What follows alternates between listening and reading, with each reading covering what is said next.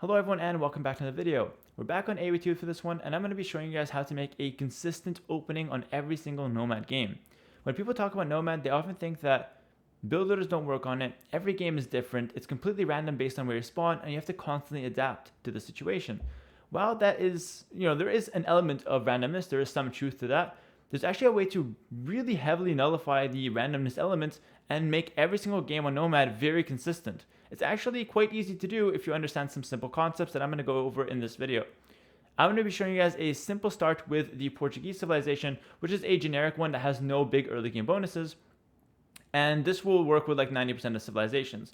The civilizations that will be different are Persians and Malians, since they can do a much better start since they can get a fishing ship out earlier based on their amazing wood savings.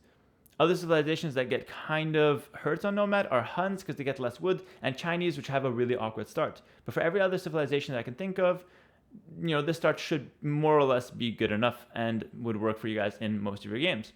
So the basics before I hop into this is really to find a wood line and get a town center down with 2 villagers, and to find a dock position right off the bat with your 3rd villager. That's the 2 things you want to consider. And the important thing to note is that the water is usually along the edges, but sometimes you have some water in the middle. I recommend you use the water on the edges. Usually it's much better and it always has deep sea fish. And to just find the nearest wood line. We want to minimize that walking time in the early game because that's pretty much TC idle time, and we want to have as little of that as possible. Let's hop in and see what we can do. Alright, so notice I have got 2 villagers on this side which are very close. I find a TC spot on any wood line, which is perfect. The other villager is going to be responsible right away, to find a water source. I'm close to the edge of the map here, so I'm just going to walk towards the left and see what I can find. The other 2 villagers will make it together, and they're going to easily grab a town center on that wood line. Any sheep that I find is going to be immediately responsible for scouting around my town center location. We want to find boars and other sheep as quickly as possible. Although we don't need the boars right away, we want to be able to locate them and not waste any time with that. I'm walking quite far for water, but just rest assured that you always find some on the edges. Look for shorefish and make a dock. After you make a dock, you want to make a house and immediately take the shorefish right next to it. Then we're going to go right back to our town center here and look for as many boars as possible. I found a boar really close to my town center, but I'm not quite satisfied with that. I want to find one more boar as well, just to be safe. The standard strategy on Nomad is to be able to fight for water, so I'm going to aim for the fastest feudal I possibly can.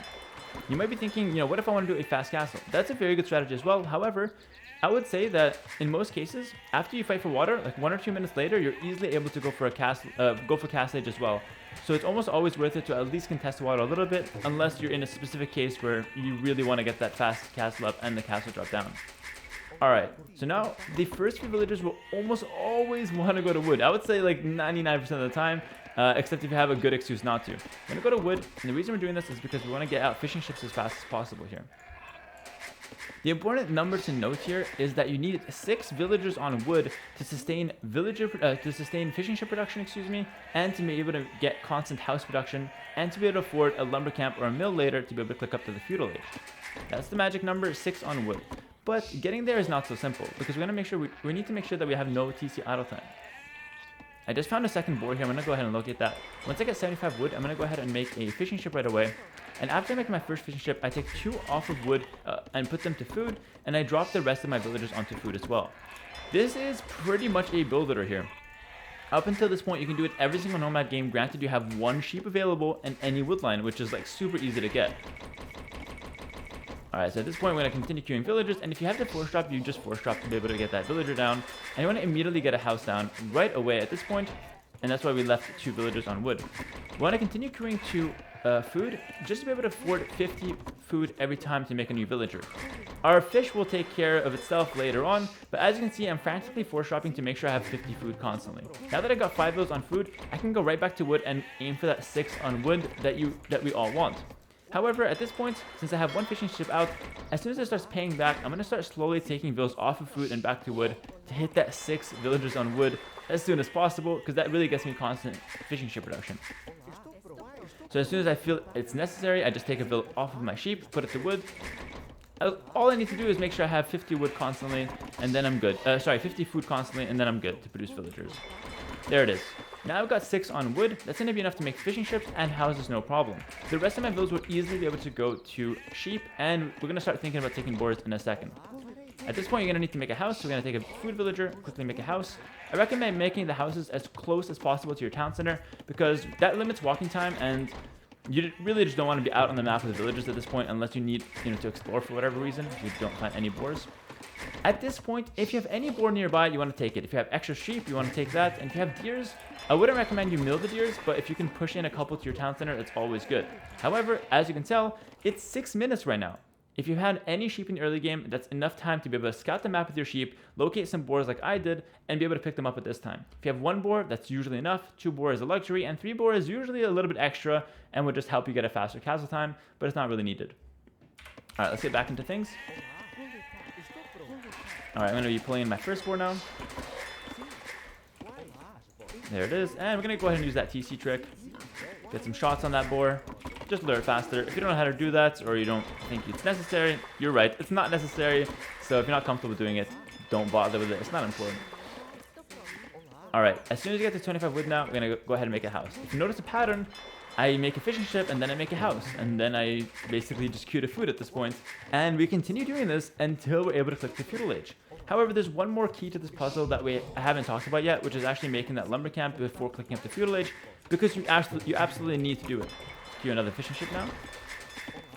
You can only click the feudal age if you have 2 dark age buildings. Right now, I have 1 dark age building, which is the dock, so I'm gonna need yet another one, and that's gonna be a lumber camp. It could also be a mill. However, I really recommend you get the lumber camp first because it gives you a different source of wood, which is important when you're going, when you're gonna fight for water. And it's also a good way to get double bid-axe right off the bat as well, which is a very good upgrade. And make a house now, and then a fishing ship. Notice that pattern. I always make a fishing ship, then a house, then another fishing ship. However, at this point, I'm not going to make another fishing ship. I'm actually going to go with a lumber camp, because at 5 fish after that, you're going to be really close to feudal age. So we're going to want to ignore the 6th fishing ship and just go with the lumber camp now, and that's going to allow us to click up to the next age in good time.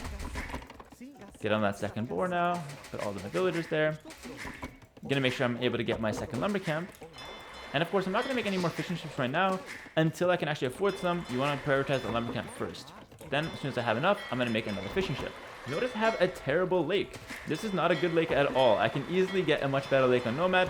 But again, this works with any start you get. It doesn't matter where you spawn on the map. And there it is.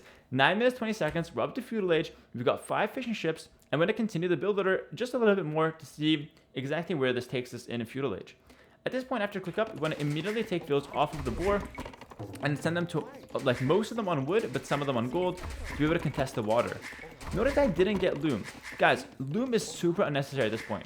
There's literally no threat that can happen in Dark Age. Literally none. If your opponent attacks you with militia or villagers, all your villagers are under your TC anyways. There's going to be, like, it's super easy to defend that. If they attack your dock for whatever reason, just make a new one. It's not a big deal. Speaking of making a new dock, we're going to go ahead and make another one now. And we want to try to contest the water and get a good amount of water for ourselves. So always make the second dock further away from the first dock.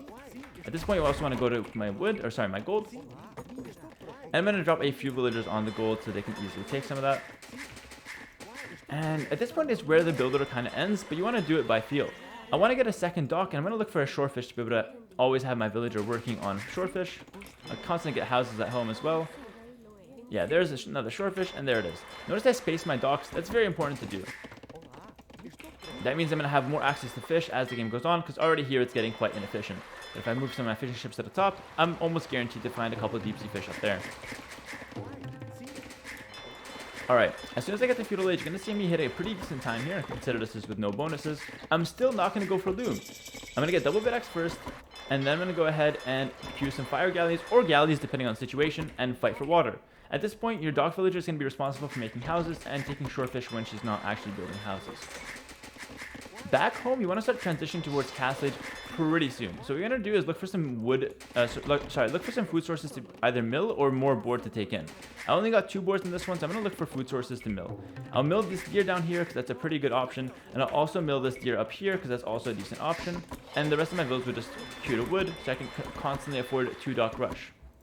This is a very solid builder that lets you fight for water on Nomad, and honestly, if you want to adapt this builder and go for a fast castle, it's very simple. All you have to do now is just go to stone, fight for water a little bit and then get your castle down. Or if you want to skip the fighting for water altogether, all you have to do is simply not send all your villas to wood, but rather keep them on food by taking other food sources earlier, and then send a few to stone and a few to gold, and you can go up to castle age right away. If you're Persians or Malians, you do the exact same build order, except you make sure that you're able to make that that fishing ship out before the TC comes out, and it's pretty straightforward from there. That's pretty much how you do every single Nomad build order. I'm gonna play it out a little bit more, just so I get the castle age, just so you see that I'm still hitting a decent time, and I'm not kind of neglecting that castle age altogether. And the reason I'm able to do this is because the fishing ships are really just that overpowered in this game. Fishing ships gather at a crazy rate when they're near deep sea fish, and by making a second dock, I get guaranteed efficient fishing ships, efficient fishing ships, because I'm gonna find new deep sea fish spots. Alright, once I'm close to castle age here, I can easily decide on a strategy based on the situation. If I won the water, it's a really easy win from this position, so I can just get a market down and a blacksmith. Those are my two key buildings, and I can just go up to the castle age and kind of boom from there, or try to defend on land if he's got any pressure. If the water is 50-50, I can look to make a third dock and continue contesting the water. If I want to get a castle drop or a castle defensively, I can easily start taking stone from this position. Notice my resources are extremely high now, and just by taking the right resources, I'm able to go up to the next age without even making a single farm, using the natural resources around me. And if I didn't have close deer patches, I would find shorefish, I would find berries, anything at all. You're going to find something on Nomad maps, and that's the important thing. Don't make a builder that's fixed on finding specific things, but rather just label things as a food source and be done with it. Alright, we're going to use that market now to help us get up to the next age. Just adjust my resources a little bit and you can easily go up. At this point, getting loom is actually a good idea, so if you fear yourself getting attacked in feudal age, definitely pick up loom before going up to the castle age. At this point, you want to commit to a strategy, so if you want to go for a castle drop, which I'm showing in this game, I can just send a few more villas to stone, make sure I have like 7 on there, maybe 8 just to be safe, and I'm going to easily be able to drop a castle in castle age, and maybe produce some organ guns with Portuguese. If I want to do anything else, I just adapt the strategy based on what I plan to do. And this is something that I cannot teach you in a build order, but you're going to have to figure out yourselves. But I obviously have plenty of guides on YouTube that will help you figure this out. Alright, gonna just wait until the builder gets the castle age here, drop a castle, and that's going to be pretty much the end of the build, and then you can kind of carry it out there based on how you see fits. Adding town centers is a good idea, getting a siege workshop and pushing is a good idea, picking up relics is another idea. The list is endless as it is Nomad at the end of the day, and the element of randomness does have an effect in the middle late game for sure. Alright, let's bring my villagers back. I'll make another lumber camp. Notice I haven't gotten horse collar because I just haven't really been making any farms. If you want to make a farm transition, you could easily just pick up horse collar whenever. It will be important at some point, however, fishing ships are very good. And I will note one last thing actually. If you're on water and you won, what I would recommend doing is making more docks and making more fishing ships as well. Really get up your fishing ship count if you've won the water, and continue docking along the shore to get more access to more deep sea fish. It's extremely efficient as a dock costs 150 wood. And making fishing ships only 75 wood each, which is really cheap, and it doesn't take up your town center time as well. Alright, now that I'm in the castle age, I'm going to easily be able to drop a castle, use the market to reroute any resources you want, balance your economy, get double bid axe. I'll get loom here just in case. If you guys are worried about that one, no problem, you can pick that up easily. And I can easily just get a town center if I want to, get a siege workshop, or get a castle, and all is good from here. That's going to be it for the build order here. I hope you guys enjoyed this video on Nomad. And really, the possibilities are endless, but the important thing is to note that you can get a consistent start every single time by following these few basic steps in the early game with Nomad. I'll quickly show you guys the resources collected and the times I hit, so you guys can pause the video and take a look at these if you want to analyze them. But as you can see, a pretty reasonable castle time and a pretty fast feudal age time with a civilization that's quite generic on Nomad. Thanks for watching my video here, and I'll catch you guys in the next one. Peace.